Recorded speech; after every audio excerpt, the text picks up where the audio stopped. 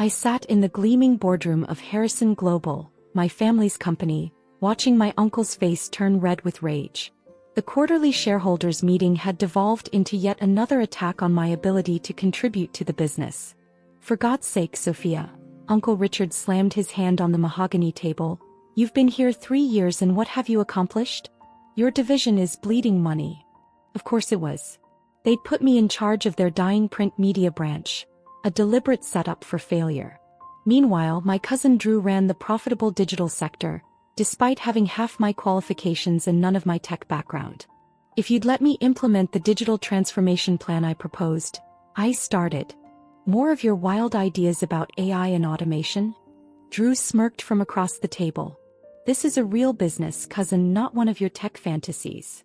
I looked around the room at the faces I'd known all my life. Aunt Margaret, examining her manicure with practiced indifference. Cousin Victoria, hiding her smile behind a coffee cup. The board members, all family friends, avoiding eye contact. My father would have defended me. But he died 5 years ago, leaving me his board seat and 15% of Harrison Global's shares. They'd been trying to push me out ever since. The numbers don't lie, Uncle Richard continued, pulling up a PowerPoint slide. Your division's losses are dragging down our entire quarterly report.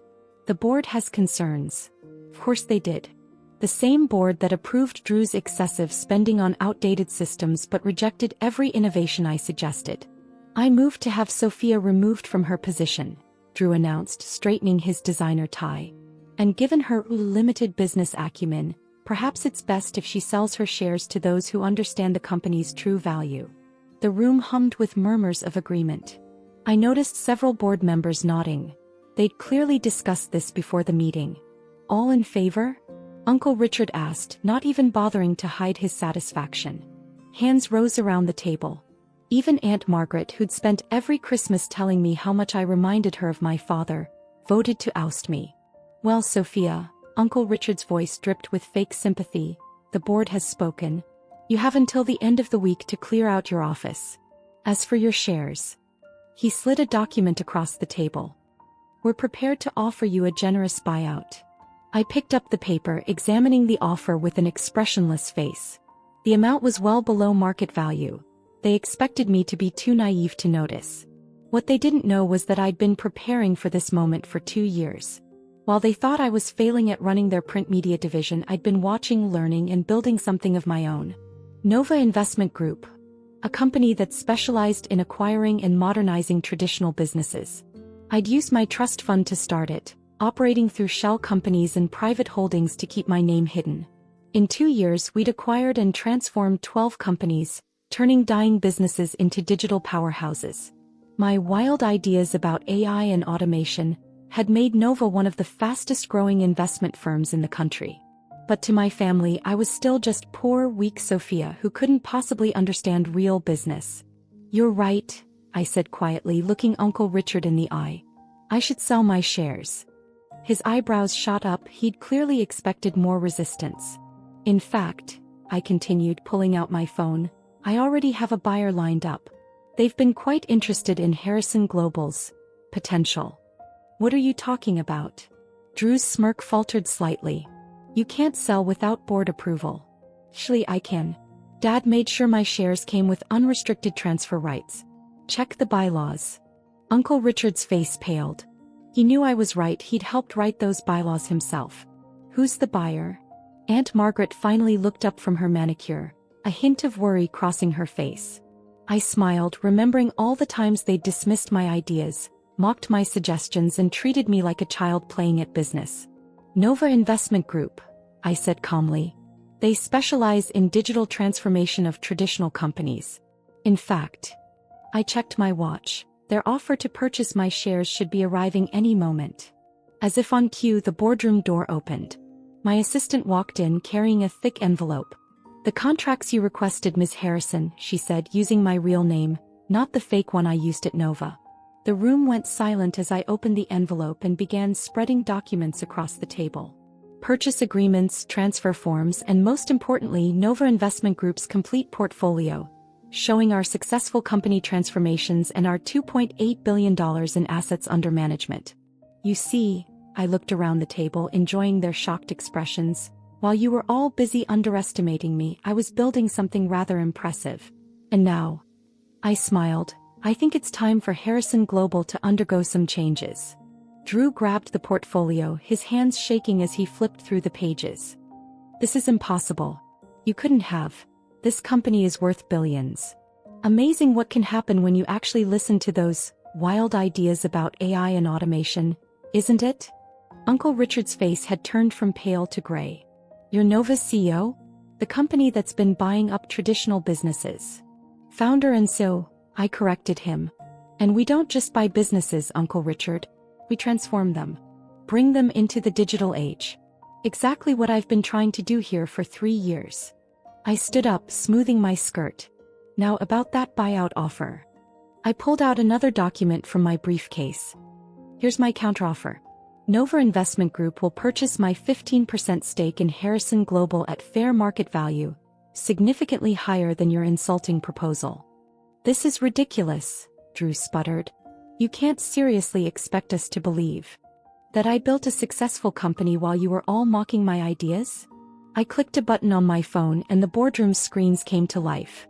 Let me show you exactly what Nova Investment Group has been doing. The screens filled with data, financial charts, acquisition histories, digital transformation metrics.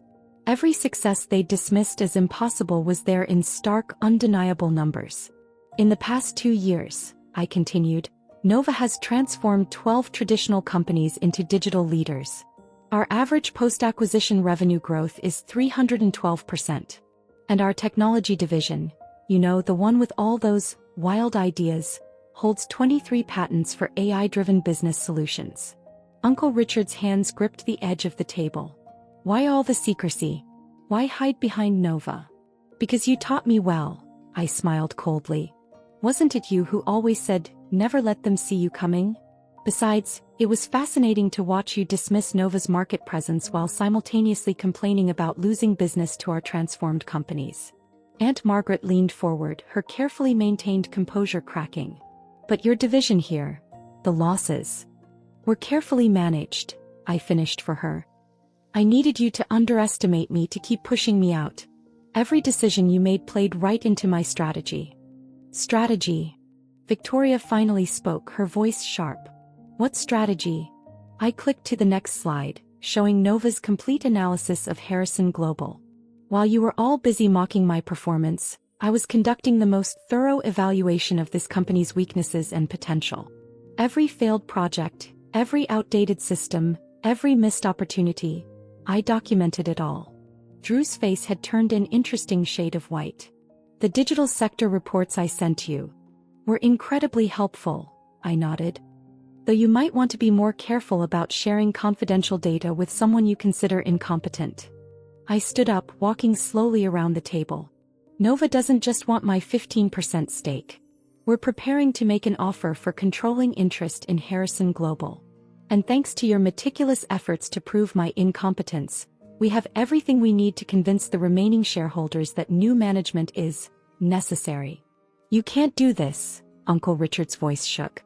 This is your family's company. Family. I stopped behind his chair. Like when you blocked my promotion last year. Or when you gave Drew my father's office the day after his funeral. That kind of family. The room fell silent. Even the board members who had so eagerly voted to remove me were now staring at their hands, avoiding eye contact. I returned to my seat, pulling out one final document. Nova's official offer will be presented tomorrow. But I thought you deserved a preview. After all, we were family. The number on the page made Victoria gasp. Drew actually swayed in his chair. This is a courtesy, I continued. A chance to accept gracefully before we take this to the shareholders. And believe me, they'll be very interested in Nova's track record of transforming outdated companies into modern, profitable enterprises. And if we refuse? Uncle Richard's voice was barely a whisper. Then I release my complete analysis of Harrison Global's systemic failures under current management, including some rather questionable decisions about resource allocation, particularly in Drew's division. I smiled at my cousin. Those confidential reports were really quite revealing. My assistant appeared at the door again. Miss Harrison? Your next meeting is in 15 minutes. The Nova board is waiting. Thank you, Claire. I began gathering my documents. You have until 9 a.m. tomorrow to accept the offer. After that, Nova begins acquiring shares on the open market. And given your recent performance, I glanced at the financial charts still displayed on the screens. I suspect many shareholders will be eager to sell. Wait, Aunt Margaret called as I reached the door. What happens to us? To the family. I turned back, remembering all the family dinners where they'd belittled my ideas, all the board meetings where they'd dismissed my suggestions. That depends. Nova typically retains employees who demonstrate actual value. Those who've been coasting on family connections, however. I let the sentence hang. Well, I hear the job market is quite competitive these days. The news broke the next morning. Nova Investment Group acquires controlling interest in Harrison Global. The business world was stunned to learn that Nova's mysterious founder was the same person Harrison's board had just voted to remove. Uncle Richard took early retirement rather than work under my leadership. Drew lasted 3 months before resigning. He couldn't handle reporting to the cousin he'd spent years mocking. Victoria and Aunt Margaret sold their shares and moved to Florida, where they reportedly tell anyone who'll listen about their ungrateful niece who stole the family company. The transformation of Harrison Global became Nova's most successful project yet. We implemented every innovation they'd rejected, modernized every system they'd clung to, and within a year the company's value had tripled. I kept the boardroom exactly as it was, though.